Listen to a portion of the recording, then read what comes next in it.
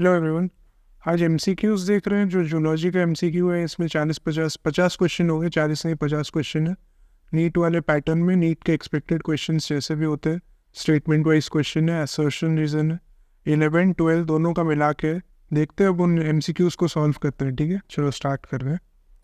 सो पहला क्वेश्चन है match the following. हाँ, ये मैच द फॉलोइंग भी आजकल बहुत पूछता है। स्टेटमेंट वाइज, असर्शन रीजन और मैच द फॉलोइंग, ये नया ट्रेंड है। इसी पे ज़्यादा क्वेश्चन आ रहे हैं तो हम स्टार्ट भी उसी से करेंगे। देख रहे हैं, चलो। ये एनिमल किंगडम का क्वेश्चन है, देख के ही पता चल रहा है। Poison sting, electric organs, radial symmetry और बाइलेटरल सिमेट्री, ये कॉलम 1 में। और कॉलम 2 में torpedo, adult echinoderms, larval echinoderms, trygon. ठीक है, चलो मैच करते हैं। पॉइजन स्टिंग किस में होता है?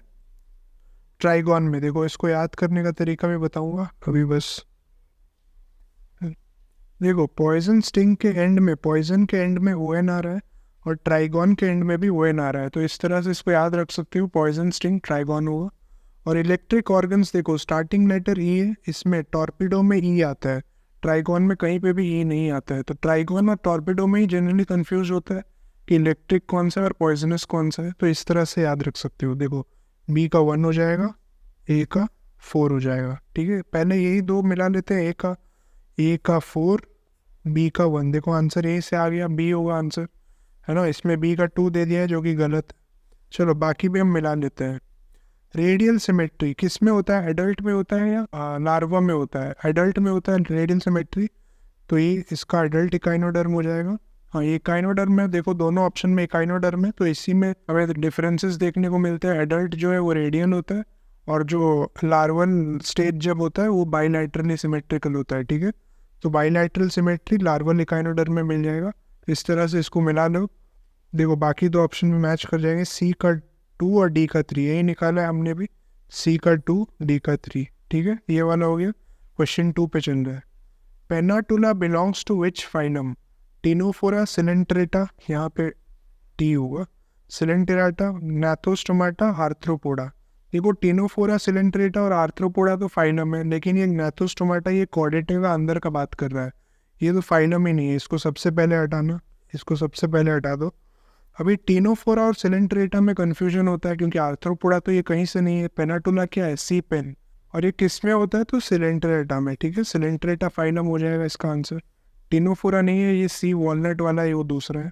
ठीक है, क्वेश्चन 3 देख रहे हैं। मैच द फॉलोइंग फिर से आ गया।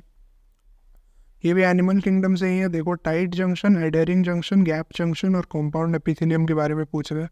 देखो ये वाला पार्ट जो है ये न्यू एनसीईआरटी में नहीं है, लेकिन सिलेबस में इंक्लूडेड है, इसको पढ़ के जाना है। ठीक है, टिश्यूज का पार्ट है ये। टाइट जंक्शन क्या करता है? स्टॉप सब्सटेंस फ्रॉम लीकिंग, इसका ये हो जाएगा। एडियरिंग जंक्शन सीमेंटिंग करता है, ज्वाइन करता है, तो सीमेंटिंग होता है, इसका आंसर परफॉर्म सीमेंटिंग। ठीक है, गैप जंक्शन का पूछ रहे हैं। गैप जंक्शन का क्या होगा? ये वाला, facilitate cell communication by connecting cytoplasm of adjoining cells. ठीक है, सी का 2 हो जाएगा। और कॉम्पाउंड एपिथेलियम क्या होता है? वो एपिथेलियम जो मल्टी लेयर्स होता है, जो एक लेयर से ज़्यादा लेयर जिसमें होता है सेल्स का। किसका लेयर्स? हो सेल्स के लेयर, सेल्स के जिसमें मल्टीपल लेयर्स होते हैं उसको कॉम्पाउंड एपिथेलियम बोलते हैं। तो ये वाला इसका आंसर हो जाएगा। अभी ऑप्शन मिला लेते हैं। देखो क्या आ रहा है? ए का 3, बी का 1, किस में दिया है? ए का 3, बी का 1, इसमें भी ए का 3, बी का 1, ये दो काट दो। सी और डी में से आंसर है। चलो सी देखते हैं, पता चल जाएगा। सी का 2 है और डी का 4। सी का 2, डी का 4, इसमें सी हमारा answer.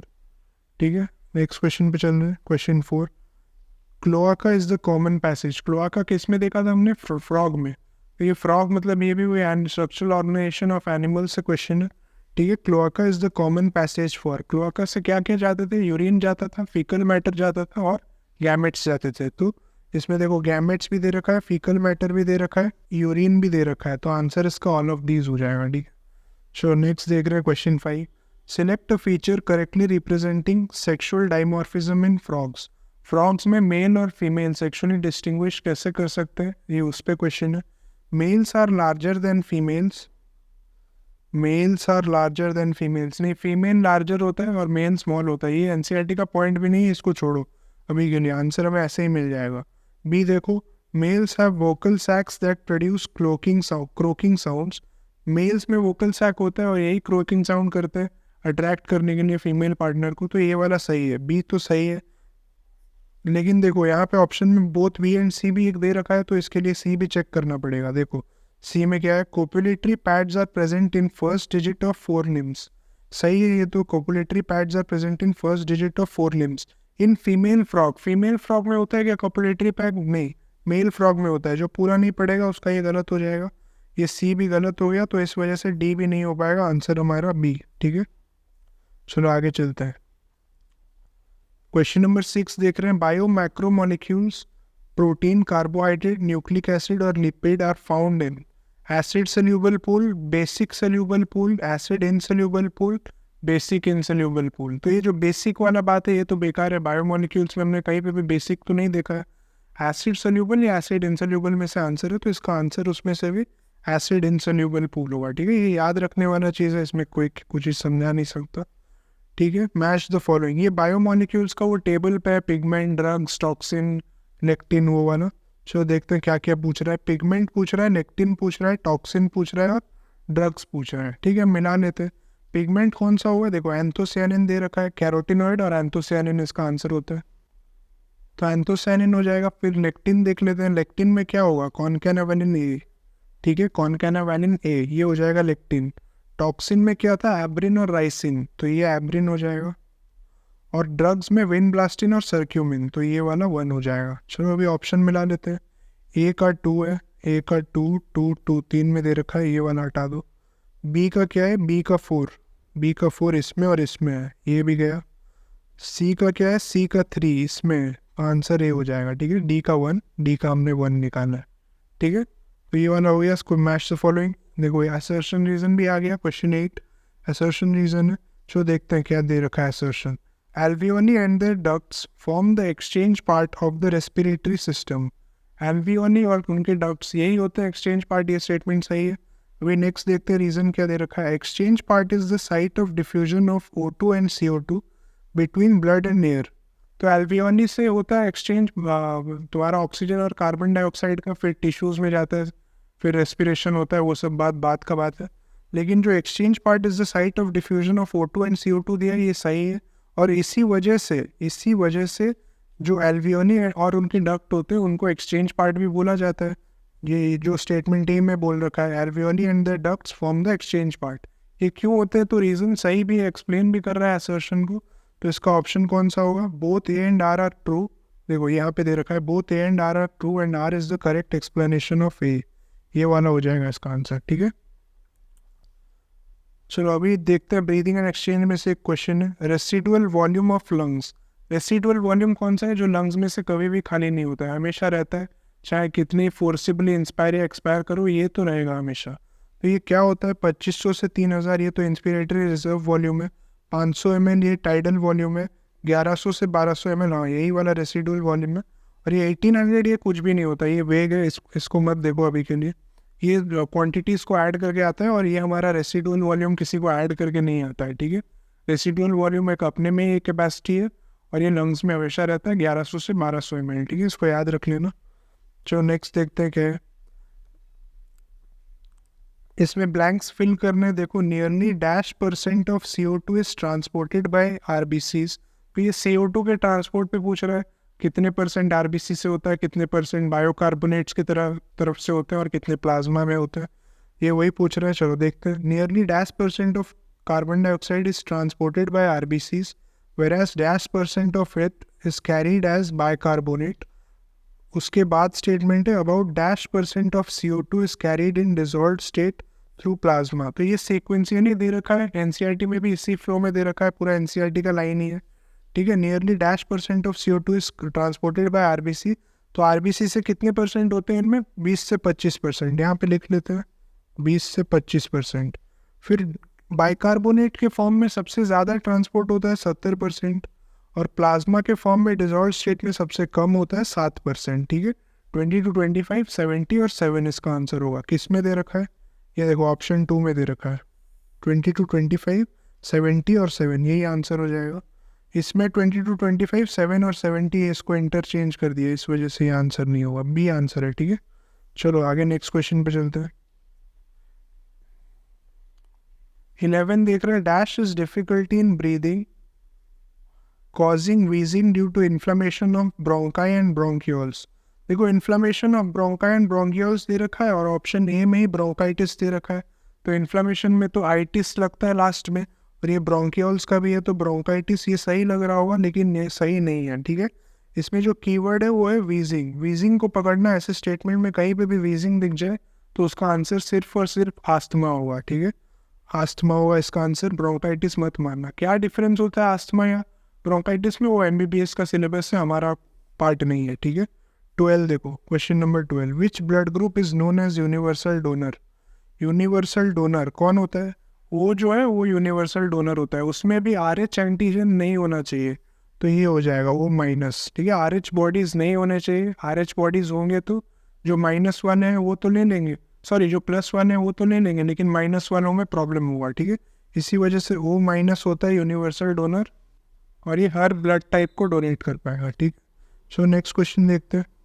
Heart is protected by a double walled membranous bag known as perimetrium. Perimetrium क्या होता है, outermost layer of uterus होता है। ठीक है, ये हार्ट का लेयर नहीं है, ये यूटेरस का लेयर है। ठीक है, ये रिप्रोडक्टिव सिस्टम में आएगा। पेरीमेट्रियम, मायोमेट्रियम और एंडोमेट्रियम, ये उसके लेयर्स होते हैं, हार्ट का नहीं है। फिर पेरिस्टालसिस दे रखा है, ये तो बकवास है एकदम। पेरिस्टालसिस क्या होता है, जो movement of bonus through alimentary canal, उसको पेरिस्टालसिस बोलते हैं। उस मूवमेंट को, जो एलिमेंट्री कैनाल में ऐसे टाइप के मूवमेंट होते हैं, उस मूवमेंट को पेरिस्टाल्टिक मूवमेंट बोलते हैं। ठीक है, फिर सी में पेरिकार्डियम दे रखा है, यही आंसर हो जाएगा। हार्ट को डबल वॉल्ड मेम्ब्रेन जो प्रोटेक्ट करता है उसका नाम पेरिकार्डियम होता है। और ये एपीएट्रियम, ये बकवास वर्ड है, ये कोई वर्ड होता भी नहीं होगा, ये ऐसे ही लिखा हुआ है। ठीक है, फिर देखो क्वेश्चन 14 ईसीजी के ऊपर है, इलेक्ट्रोकार्डियोग्राम उसके ऊपर है। क्यूआरएस कॉम्प्लेक्स रिप्रेजेंट्स, तो क्यूआरएस कॉम्प्लेक्स क्या रिप्रेजेंट करता है, डीपोलराइजेशन ऑफ वेंट्रिकल। ठीक है, डीपोलराइजेशन ऑफ वेंट्रिकल जहाँ दिख जाए वो मार देना। डीपोलराइजेशन ऑफ आर्टरिया, ये पी वेव रिप्रेजेंट करता है इसको। ठीक है, और फिर रीपोलराइजेशन ऑफ वेंट्रिकल यहाँ पे दिया है, ये टी वेव इसको रिप्रेजेंट करता है। क्यूआरएस हमको पूछा है तो डीपोलराइजेशन ऑफ वेंट्रिकल हमारा आंसर हो जाएगा। ठीक है, 15 देख रहे हैं। If repeated checks of blood pressure shows dash और हायर, इट शोज हाइपरटेंशन। तो हाइपरटेंशन के लिए कितना ब्लड प्रेशर मिनिमम होना चाहिए, 140/90। एनसीईआरटी में अच्छे से मेंशन्ड है। अगर रिपीटेडली 140/90 से ऊपर आए ब्लड प्रेशर चेक करने के बाद, तो उसको हाइपरटेंशन बोलते हैं। ठीक है, तो आंसर इसका 140/80 ये नहीं होगा, 140/90 ही हो जाएगा। 120/80 यहाँ दे रखा है, ये नॉर्मल ब्लड प्रेशर होता है, ये नॉर्मल है, इस पर तुम ध्यान मत दो। ठीक है, 16 क्वेश्चन 16 देखते हैं। When the heart muscle is suddenly damaged bye इनएडिक्वेट blood supply, तो यहाँ पे 3 हो सकते हैं। ये एंजीना तो ये बेकार है, ये पेन होता है, चेस्ट पेन उसको बोलते हैं, एंजीना को हटाओ। कार्डियक अरेस्ट, हार्ट फेलुअर या हार्ट अटैक, कौन सा होगा। हार्ट मसल सडनली डैमेज हुआ है ऑक्सीजन सप्लाई की डेफिशिएंसी से, तो ये हार्ट अटैक का डेफिनेशन है। ठीक है, ये हार्ट अटैक होगा। चलो 17 देखते हैं। Which node is present in the lower left corner of right atrium. देखो 2 नोड होते हैं, साइनो एट्रियल नोड और atrio ventricular node. Right corner of right atrium, upper right corner of right atrium में जो होता है वो होता है साइनो एट्रियल नोड, लेकिन हमें क्या पूछा है, lower left corner of right atrium. इसका आंसर एट्रियो वेंट्रिकुलर नोड या फिर एवी नोड जाएगा। ठीक है, तो ये एट्रियो वेंट्रिकुलर नोड ये आंसर हो जाएगा। चलो एक और एशर्सन रीजन है, देख लेते हैं। Our heart normally beat 70 to 75 times in a minute. हाँ, ये स्टेटमेंट सही है। फिर नीचे क्या दे रखा है, SAN can generate maximum number of action potentials that is 70 to 75 पर मिनट। ये स्टेटमेंट भी सही है, और इसी वजह से हमारा हार्ट 70 to 75 टाइम्स बीट करता है पर मिनट, 70 to 75 BPM बोलता है जिसको। और ये रीज़न जो है ये असर्शन को एक्सप्लेन भी कर रहा है, तो इसका ऑप्शन कौन सा जाएगा, both assertion and reason are true and R is the correct explanation of A. इसका आंसर ए हो जाएगा। चलो नेक्स्ट क्वेश्चन देखते हैं। What happens to H zone during maximum contraction, ये लोकोमोशन एंड मूवमेंट पे से।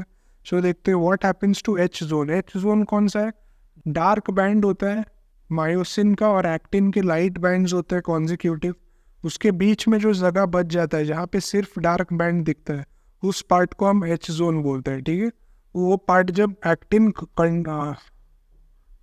जब एक्टिन कॉन्ट्रैक्ट होगा तो वो ऐसे चिपक जाएगा, तो ये बीच में जो ये वाला एच जोन खाली था ये अभी डिसअपियर हो गया। देखो मैक्सिमम कॉन्ट्रैक्शन के टाइम पे पूछ रहा है, मैक्सिमम कॉन्ट्रैक्शन के टाइम पे तो एक्टिन ओवरलैप होते हैं, तो एच जोन बिल्कुल नहीं दिखेगा। तो आंसर इसका क्या होगा, डिसअपियर्स। रिमेन्स कांस्टेंट या पार्शियली विजिबल नहीं होगा, नन ऑफ दीज भी नहीं होगा, डिसअपियर होता है, यही आंसर होगा इसका। तो 20 देख रहे हैं, स्टेटमेंट वाइज क्वेश्चन है, स्टेटमेंट 1 और 2 दे रखा है। Axial skeleton consist of 80 bones out of which skull bones are 24 in number, ये स्टेटमेंट 1 है। स्टेटमेंट 2 में क्या है, appendicular skeleton consist of 126 bones. हाँ, एक्सियल स्केलेटन में 80 बोन्स होते हैं, ये सही है। एपेंडिकुलर स्केलेटन में 206 माइनस 80 यानी कि 126 बोन्स होते हैं, ये भी सही है। लेकिन यहाँ पे क्या बोल रहा है, skull bones are 24 in number. Skull bones में क्या क्या होते हैं, cranial bone plus facial bone. Cranial bone कितने होते हैं, 8, फेशियल बोन होते हैं 14, तो 8 प्लस 14 22 हो गया। यहाँ पे कितना बोल रहा है, 24, तो ये स्टेटमेंट गलत हो गया, ये स्टेटमेंट सही है। Statement 1 is incorrect but statement 2, यहाँ पे 2 होगा, 2 मिसिंग है, यहाँ पे 2 होगा। Statement 1 is incorrect but statement 2 is correct, ये सही है, आंसर सी जाएगा, ठीक है।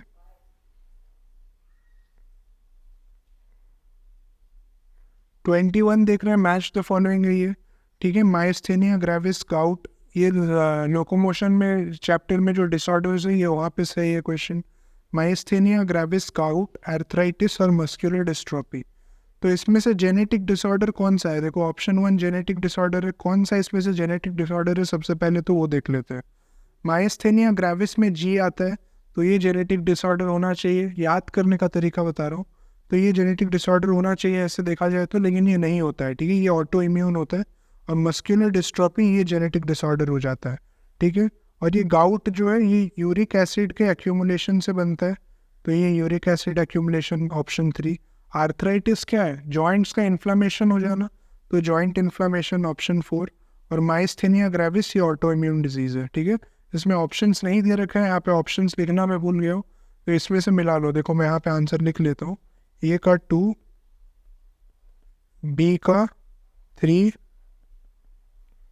सी का 4, डी का 1, ठीक है, ये आंसर है हमारा। क्या आंसर हो जाएगा, ऑप्शंस में लिखना भूल गए हो। चलो 22 देख रहे हैं, ये भी स्टेटमेंट वाइज क्वेश्चन फिर से आ गया। चलो हार्मोन, स्टेटमेंट 1 में क्या है, hormones are non nutrient chemicals which act as intracellular messenger. क्या ये सही है, नहीं गलत है। इंटरसेल्यूलर मैसेंजर बोला होता तो सही हो जाता, क्योंकि नॉन न्यूट्रिएंट केमिकल्स तो होते हैं, इसमें कोई भी न्यूट्रिशनल वैल्यू नहीं होता है हार्मोन्स में, तो नॉन न्यूट्रिएंट है, सही है। लेकिन कहीं इंट्रासेल्यूलर मैसेंजर की तरह एक्ट करते हैं, नहीं, इंटरसेल्यूलर मैसेंजर की तरह एक्ट करते हैं, तो ये स्टेटमेंट गलत हो गया, इसको रॉन्ग मार्क करो। Melanin regulates 24 hour rhythm of body, melanin करता है ये चीज़, नहीं, ये पेनियल ग्लैंड से जो निकलता है मेलाटोनिन हार्मोन, वो करता है diurnal rhythm of the body, या फिर circadian rhythm of the body, या फिर 24 hour cycle of the body, या फिर sleep wake cycle of the body, कैसे भी बोल लो, उसको मेलाटोनिन रेगुलेट करता है, मेलानिन नहीं, मेलानिन पिगमेंटेशन करता है, ठीक है, डार्क पिगमेंटेशन करता है मेलानिन, मीडियन लोब से निकलता है हाइपोथैलेमस का, ठीक है। तो यहाँ पे मेलानिन बोल रखा है, तो ये स्टेटमेंट भी गलत हो गया। ऑप्शन आंसर इसका both statement 1 and statement 2 are incorrect, D, ठीक है। क्वेश्चन 23 देख रहे हैं, dash is the main mineralocorticoid in our body, इसका आंसर देखो एल्डोस्टेरॉन और एंजियोटेंसिन दे रखा है, एल्डोस्टेरॉन और एंजियोटेंसिन में कंफ्यूज मत होना, आंसर एल्डोस्टेरॉन होगा, ठीक है। और अगर मेन ग्लूकोकॉर्टिकॉइड पूछा होता तो कॉर्टिसोल होता है, जो कि स्ट्रेस हार्मोन भी होता है, स्ट्रेस में रिलीज होता है, ठीक है, उसका आंसर कॉर्टिसोल होता है, क्योंकि यहाँ पे मिनरलोकॉर्टिकॉइड पूछा है, तो एल्डोस्टेरॉन इसका आंसर हो जाएगा, ठीक है।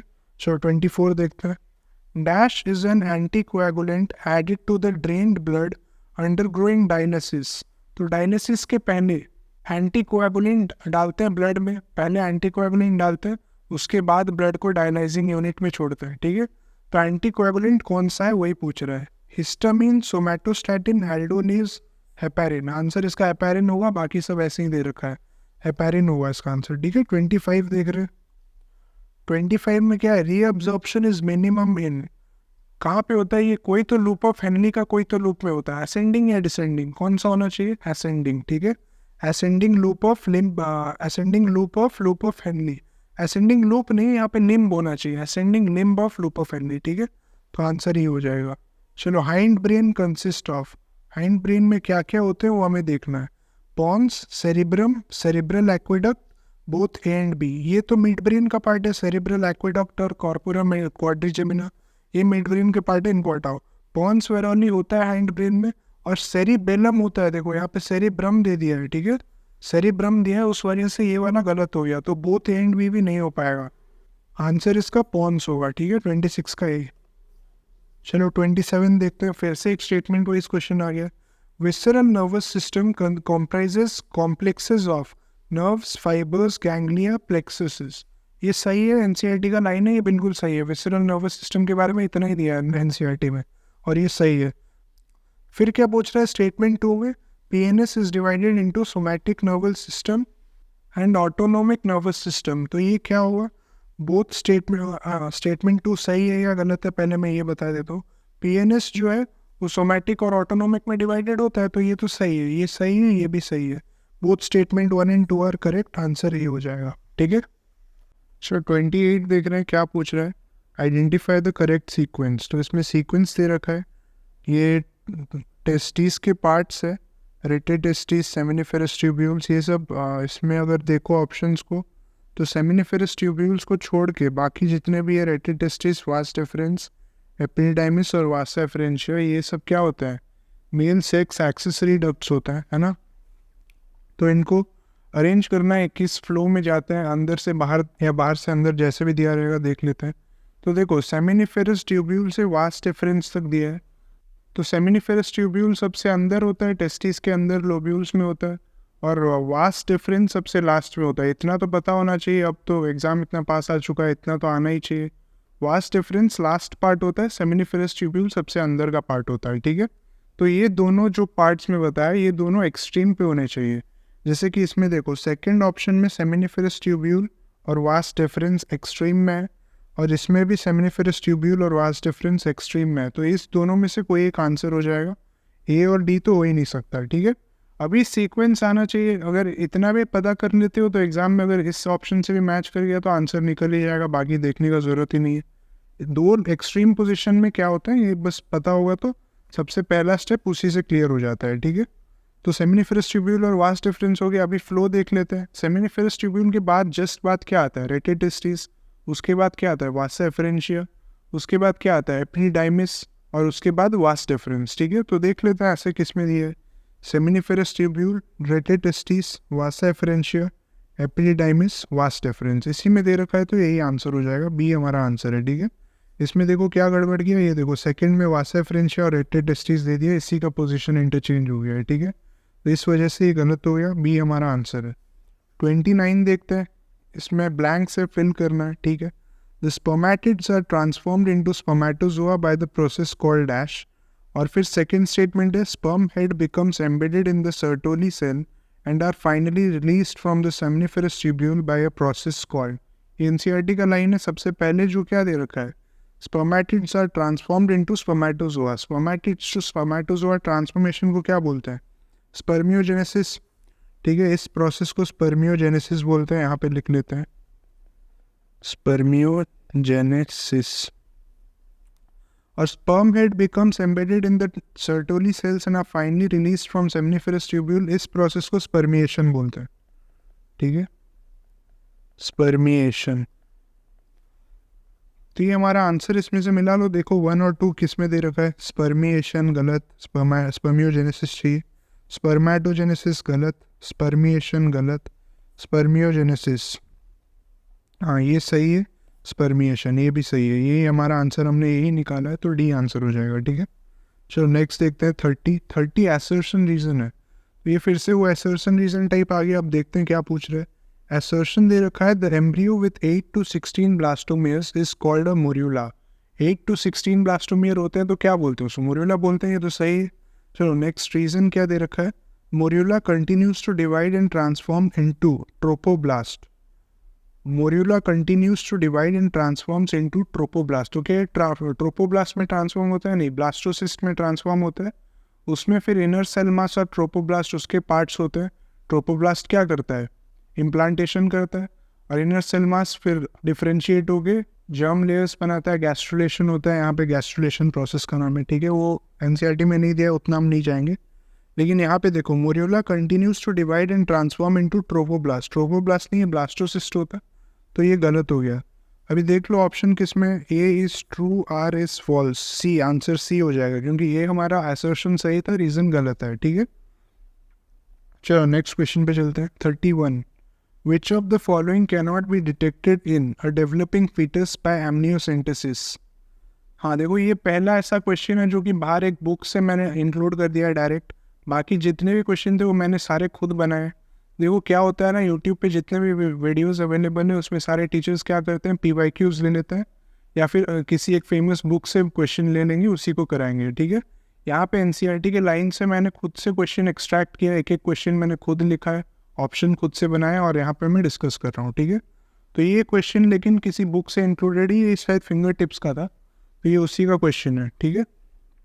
चलो देखते हैं क्या क्या पूछ रहा है इसमें। Which of the following cannot be detected in a developing foetus by amniocentesis. Amniocentesis क्या होते हैं, देखो अल्ट्रासाउंड करते हैं, अल्ट्रासाउंड से पता चलता है कि यूटरस में बेबी का पोजीशन कैसा है, पोजीशन पता चलता है, तो जिस पोजीशन में बेबी नहीं है वहाँ पे इंजेक्शन डाला जाता है और एमनियोटिक फ्लूइड को ड्रॉ करते हैं बाहर। फिर उस एमनियोटिक फ्लूइड को लैब में टेस्ट किया जाता है, कोई जेनेटिक डिसऑर्डर है क्या उसमें। अगर जेनेटिक डिसऑर्डर है और वो बेबी या मदर के लिए फेटल हो सकता है, तो ऐसे कंडीशन में medical termination of pregnancy, MTP या फिर अबॉर्शन जो बोलते हैं उसको किया जाता है। अगर कोई जेनेटिक डिसऑर्डर है जो कि फेटल हो सकता है आगे चल के, ऐसे कंडीशन में किया जाता है। नहीं तो एमनियोसेंटेसिस से सिर्फ जेनेटिक डिसऑर्डर्स का पता लगा सकते हैं। इससे कोई भी infectious disease, Bactrian disease, viral disease, इनका पता एमनियोसेंटेसिस से नहीं चलता है, ठीक है। तो ये वही पूछ रहा है कौन सा बीमारी डिटेक्ट नहीं किया जा सकता है, तो देखते हैं। देखो पहले ही ऑप्शन है जॉन्डिस। क्या जॉन्डिस कोई जेनेटिक डिसऑर्डर है? नहीं, ये एक सिम्टम है। लीवर में कुछ इशू होता है तो ये एक सिम्टम की तरह प्रेजेंट करता है, एक इन्फेक्शियस डिजीज भी बोल सकते हो, ठीक है। तो ये कहीं से भी जेनेटिक डिसऑर्डर नहीं है, यही हो जाएगा आंसर हमारा, यही मतलब हम डायग्नोस नहीं कर सकते एमनियोसेंटेसिस से। डाउन सिंड्रोम क्या है? ये क्रोमोसोमल डिसऑर्डर है, extra set of trisomy of 21 होता है, 21 का एक एक्स्ट्रा सेट बन जाता है 21 क्रोमोसोम का, ठीक है। Cystic fibrosis, scarring of lungs, ये भी जेनेटिक डिसऑर्डर है। और colour blindedness, sex linked recessive disorder, ठीक है, ये principles of inheritance and variation का है, उसमें से। एमनियोसेंटेसिस जो है ये रिप्रोडक्टिव हेल्थ में बताया जाता है, ठीक है। ये कॉम्बिनेशन क्वेश्चन है, ये 2 चैप्टर से मिला के क्वेश्चन दे रखा है, तो हमें जॉन्डिस हमारा आंसर हो जाएगा। चलो 32 देखते हैं। 32 क्या है? मैच करना है, ठीक है। इसमें non medicated copper releasing, hormone releasing, natural method, ये किससे, रिप्रोडक्टिव हेल्थ से ये क्वेश्चन पता चल रहा है। नॉन मेडिकेटेड कॉपर रिलीजिंग और हार्मोन रिलीजिंग, ये IUD के टाइप्स हमें आइडेंटिफाई करना है कौन सा क्या हुआ, ठीक है। चलो नॉन मेडिकेटेड कौन सा होता है? लिप्स लूप, ये वाला लिप्स लूप। कॉपर रिलीजिंग कौन सा होता है? Multiload 375, copper T, copper 7, Multiload 375, ठीक है। प्रोजेस्टासर्ट और LNG-20 जो होते हैं ये हार्मोन रिलीजिंग होता है, ठीक है। हार्मोन रिलीजिंग में LNG-20 हो जाएगा। और नेचुरल मेथड ये लैक्टेशनल एमेनोरिया होता है। जब मदर ब्रेस्ट फीड करती है तो उस टाइम पे मेंस्ट्रुएशन नहीं होता है, टेम्परेरीली मेंस्ट्रुएशन स्टॉप हो जाता है। उस टाइम पे अगर कॉइटस करा जाए या सेक्सुअल इंटरकोर्स करा जाए तो प्रेगनेंसी नहीं होने का चांस रहता है, ठीक है। उस टाइम पे प्रेगनेंसी नहीं होता है जनरली। तो ये एक method of contraception, natural method of contraception है, लैक्टेशनल एमेनोरिया, ठीक है। चलो आगे देखते हैं। अभी हमने मैच कराया है, बस ऑप्शन सेलेक्ट करना है, चलो कर लेते हैं। ए का 4 इसमें और इसमें, फिर बी का है 3, बी का 3 इसमें, ये आंसर हो जाएगा। बाकी भी मैच कर लेते हैं। सी का 2, डी का 1, सी का 2, डी का 1, ठीक है। बाकी सारे भी हमारे मैच हो गए। चलो नेक्स्ट क्वेश्चन देखते हैं। Select from the list of STIs diseases that are not completely curable. 3 disease दे रखा है NCERT में जो कि STI होते हैं और कम्प्लीटली क्यूरेबल नहीं होते हैं। इन्हें मैनेज किया जा सकता है बट कम्प्लीटली क्योर नहीं कर सकते, ठीक है। क्या होते हैं ये 3 का नाम तुम्हें पता होना चाहिए। HHH से भी याद रखते हैं, हर्पीस, HIV और हेपेटाइटिस B, ठीक है। हेपेटाइटिस B, HIV इन्फेक्शन और जेनाइटल हर्पीस, ये 3 डिजीज़ है जो STI है और कम्प्लीटली क्यूरेबल नहीं है। जहाँ पे ये 3 दिख रहा है उसको मारो, ये देखो hepatitis B, genital herpes, HIV infection, ठीक है, यही वाला हो जाएगा, बी हमारा आंसर है। चलो 34 देखते हैं। Select the correct full form of ICSI। ICSI का फुल फॉर्म हमें बताना है। देखते हैं ऑप्शन क्या दे रखा है। इंटरसाइटोप्लाज्मिक स्पर्म इंजेक्शन। ये क्या है? इंटरसाइटोप्लाज्मिक स्पर्मिएशन, ये तो बकवास है, स्पर्मिएशन दे रखा है, ये तो गया। इंट्रासाइटोप्लाज्मिक स्पर्म इंसेमिनेशन, इंसेमिनेशन भी नहीं होता है, ये भी गया। इंट्रासाइटोप्लाज्मिक स्पर्म इंजेक्शन, अब ये इंट्रा होगा या इंटर होगा? बताओ बताओ, तुम्हारे हिसाब से क्या होना चाहिए, कमेंट करके बताओ। देखो आंसर इसका इंट्रा हो जाएगा, आंसर डी जाएगा, ठीक है। इंट्रासाइटोप्लाज्मिक स्पर्म इंजेक्शन, जो कपल्स नॉर्मली बेबी प्रोड्यूस नहीं कर पाते, उनमें ये सब मेथड्स यूज किया जाता है फर्टिलिटी सेंटर्स में, ठीक है। 35 देखते हैं। Ovulation can be expected from day dash of menstrual cycle, ये कहीं बाहर से नहीं है, एनसीईआरटी का लाइन ही है। इसका आंसर 10 to 17 होगा, ठीक है। 10 से 17 दिन तक, मेंस्ट्रुअल साइकिल के स्टार्ट होने के 10 से 17 दिन तक ओव्यूलेशन एक्सपेक्ट किया जा सकता है। इसको fertile period, most fertile period बोलते हैं, ठीक है। 1 से 5 ये तो मेंस्ट्रुअल फेज, ब्लीडिंग फेज हो गया, ये तो कहीं से नहीं होगा, ये सारे ऐसे ही वेग ऑप्शन है, इसमें एब्सर्ड ऑप्शन है, ठीक है। फिर स्टेटमेंट वाइज क्वेश्चन है, देख लेते हैं। 36 क्या पूछ रहे हैं? The enlarged end of penis called glans penis is covered by a loose fold of skin called foreskin, ये सही है। जो पेनिस का एनलार्ज्ड एंड होता है टिप में, वो ग्लैंस पेनिस बोलते हैं उसको, और उसके ऊपर जो स्किन आता है वो फोरस्किन है, सही है ये। फिर नेक्स्ट ऑप्शन देख रहे हैं क्या दिया है, नेक्स्ट स्टेटमेंट, सॉरी ऑप्शन नहीं, next statement. Placenta and ovary secrete hormones like HCG, HPL, oestrogen, progestogen and inhibin, क्या ये सही है? नहीं, ये गलत होगा। क्यों गलत होगा, कोई बता सकता है? देखो, human chorionic gonadotropin, human placental lactogen, ये दो सही है, एस्ट्रोजन सही है, प्रोजेस्ट्रोजन सही है। अब ओवरी क्योंकि यहाँ पे दिया है और यहाँ पे इनिबिन दिया है, ये गलत हो जाएगा। ओवरी से रिलैक्सिन सिक्रीट होता है, ठीक है। पार्चुरेशन के टाइम पे ओवरी से रिलैक्सिन सिक्रीट होता है, जो कि कॉन्ट्रैक्शन में हेल्प करता है और पेन को रिड्यूस करता है, ठीक है। तो रिलैक्सिन होता तो ये भी सही हो जाता, क्योंकि यहाँ पे इनिबिन दिया है तो ये गलत हो जाएगा। Statement 1 is correct but statement 2 is incorrect, B हमारा आंसर है, ठीक है। चलो 37 देखते हैं। Milk produced in initial few days of lactation is known as colostrum, हाँ कोलेस्ट्रम बोलते हैं इसको। येलोइश फ्लूइड होता है, रिच इन एंटीबॉडी होता है, ठीक है। देखते हैं क्या पूछ रहे हैं, रिच इन डैश एंटीबॉडी, हाँ तो कौन सा टाइप का एंटीबॉडी इसमें होता है वही हमें बताना है। 5 टाइप के एंटीबॉडीज होते हैं, IgG, IgA, IgM, IgE, IgD। Gamed से याद रखते हैं, gamed, GAMED, IgG, IgA, IgM, IgE, IgD। Colostrum में कौन सा होता है? तो IgA, ठीक है। पैसिव इम्यूनिटी ये प्रोवाइड करता है और बहुत हेल्दी होता है ये इन्फेंट के लिए, IgA हो जाएगा। चलो 38 देखते हैं। Vaccine for hepatitis B is produced from, ये भी एनसीईआरटी का है, कहीं बाहर से नहीं है, एनसीईआरटी का लाइन ही है ये। शायद पेज 136 का लास्ट लाइन है ये, 12th के एनसीईआरटी से, ठीक है। वैक्सीन फॉर हेपेटाइटिस बी, ये किससे बनता है? ईस्ट से बनता है, और ईस्ट क्या है? फंगस, तो ये फंजाई हो जाएगा। 39 देखते हैं। Which type of antibodies are produced in response to allergy, तो एलर्जी में कौन से टाइप का एंटीबॉडी बनता है? IgE, ठीक है। ये भी एनसीईआरटी का है, सारे क्वेश्चन सारे ही एनसीईआरटी के, एक भी बाहर से नहीं है।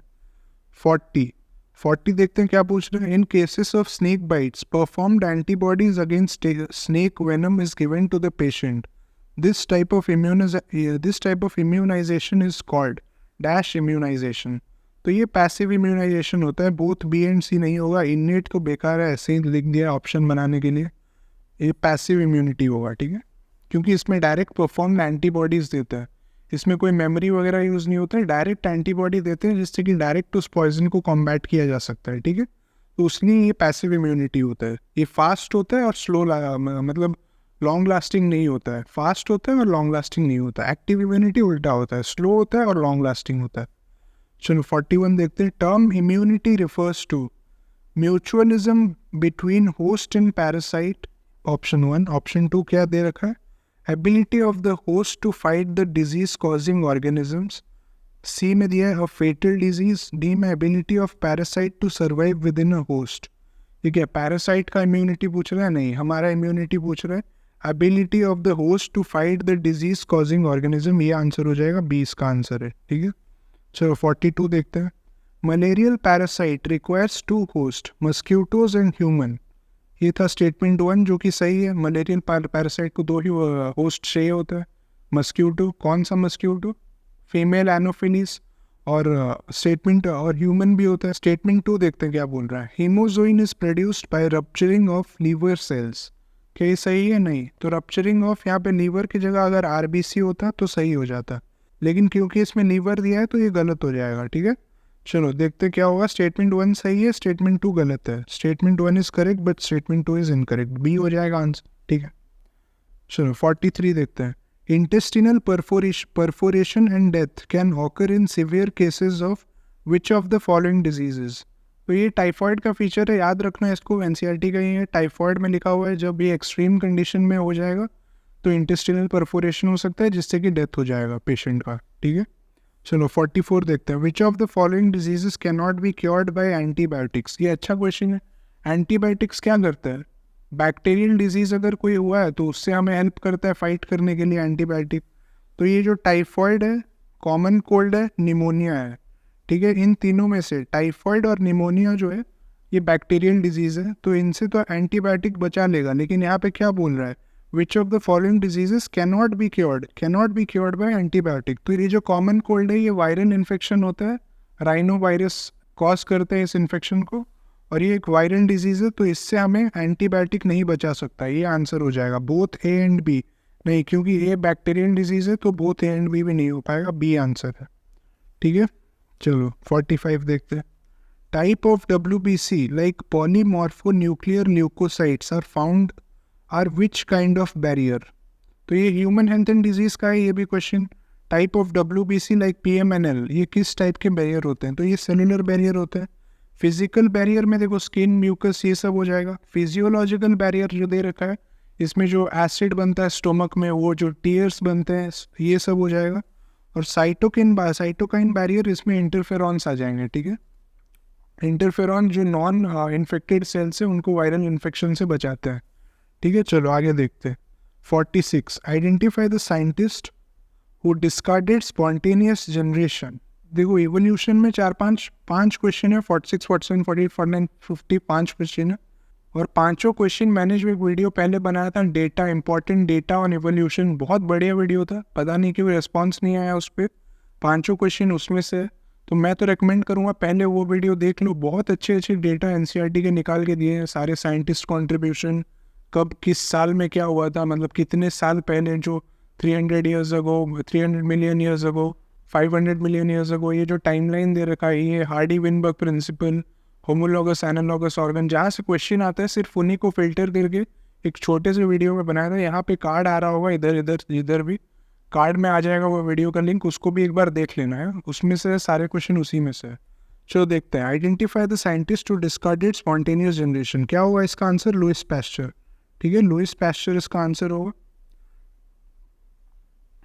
डार्विन तो पता होगा, नेचुरल सिलेक्शन। एसएल मिलर क्या किए थे? ये एसएल मिलर, हाँ, वो इनका वो इलेक्ट्रिक फ्लास्क वाला experiment, electric spark experiment in a flask, वो वाला एक्सपेरिमेंट है इनका।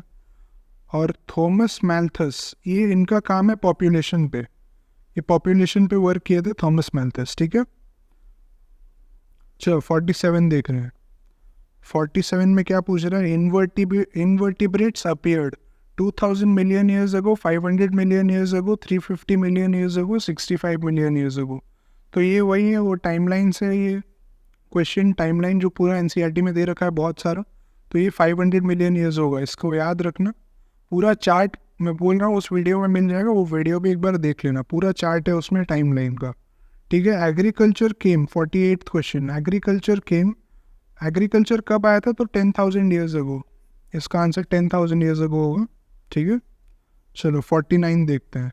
Cranial capacity of homo erectus, Homo habilis, homo erectus और निएंडरथॉल मैन, इन तीनों का क्रेनियल कैपेसिटी दे रखा है बुक में, और होमो इरेक्टस का होता है 900 cc।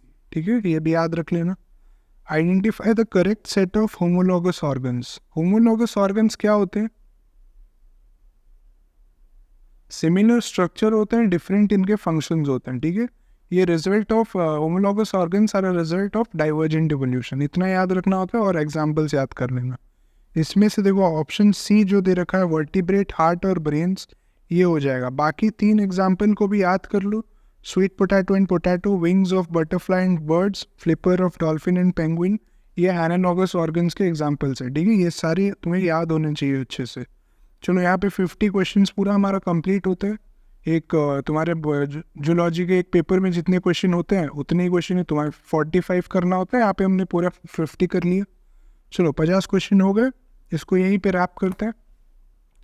अगला देखेंगे किस पे, अगला बॉटनी पे बना लेंगे एक 50 क्वेश्चंस का बॉटनी पे। ये जूलॉजी पे था और फुल सिलेबस बॉटनी पे एक ले आएंगे, ठीक है। चलो इसको यहाँ पे रखते हैं। Thank you, bye.